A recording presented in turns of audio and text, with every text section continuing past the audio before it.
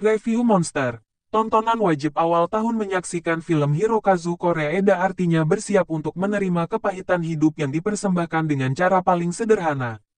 Film-film Koreeda tidak pernah berusaha untuk pamer. Gambar-gambarnya selalu tenang. Musiknya mengiringi perlahan. Secara plot, peristiwa yang muncul tidak pernah berlebihan. Tapi pengalaman menontonnya selalu seperti berada di tengah badai emosi. Koreeda selalu berhasil membuat saya terhenyak dan film terbarunya, Monster, bukan pengecualian. Satu-satunya yang bombastis dari Monster adalah judulnya. Sisanya, film ini perlahan mengajak penonton untuk melihat lebih dalam sebuah peristiwa sederhana yang nantinya memberikan jawaban yang mengejutkan. Ditulis oleh Yuji Sakamoto, yang memenangkan skrip terbaik di Cannes Film Festival tahun lalu. Film ini membagi ceritanya melalui 3 mata.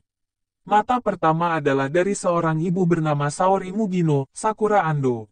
Kembali berkolaborasi dengan Koreeda setelah Shoplifters yang mengharu biru, yang menemukan anak laki-lakinya. Minato, Soya Kurokawa, bertingkah tidak seperti biasanya.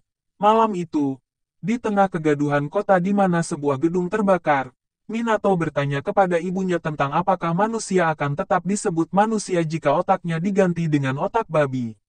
Pertanyaan ini tadinya dianggap biasa saja oleh Saori sampai akhirnya anaknya menghilang. Kelak, anaknya mengaku bahwa gurunya, Pahori Eita Nagayama, menjadikannya bulan-bulanan di kelas. Saori yang tidak terima, langsung menyerbu sekolah dan meminta pertanggungjawaban, menggunakan 3 perspektif yang berbeda ibu, guru dan anak untuk menceritakan sebuah kisah, yang kelihatannya sederhana. Yuji Sakamoto berhasil membuat saya semakin terjerumus ke dalam kisah yang sangat mengharu biru ini.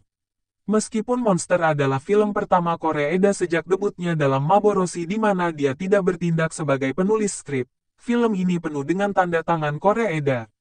Adegan-adegannya sederhana, bahkan sekilas terlihat membosankan kalau misalnya Anda melihatnya sekilas tanpa adanya konteks cerita, tapi secara emosi film ini penuh dengan tikungan yang tajam. Tanpa perlu memberitahu ceritanya lebih dalam karena ini adalah salah satu jenis film yang semakin Anda tidak tahu apa-apa tentang ceritanya, semakin mengesankan pengalaman menonton Anda. Koreeda sekali lagi menunjukkan bahwa dia adalah pencerita yang begitu sensitif. Dalam film ini, ia mengajak penonton sekaligus mengetes seberapa peka kita sebagai manusia dalam melihat sebuah situasi. Begitu penonton sampai di bagian ending, saya yakin Anda akan melihat pembukaan film ini menjadi sesuatu yang sangat berbeda. Dalam Monster, keputusan untuk membagi cerita ini dalam 3 perspektif menjadi terasa penting dan tidak terasa pretensius sama sekali. Dengan 3 perspektif yang berbeda ini, penonton diajak untuk melihat peristiwa dari mata yang sangat berbeda.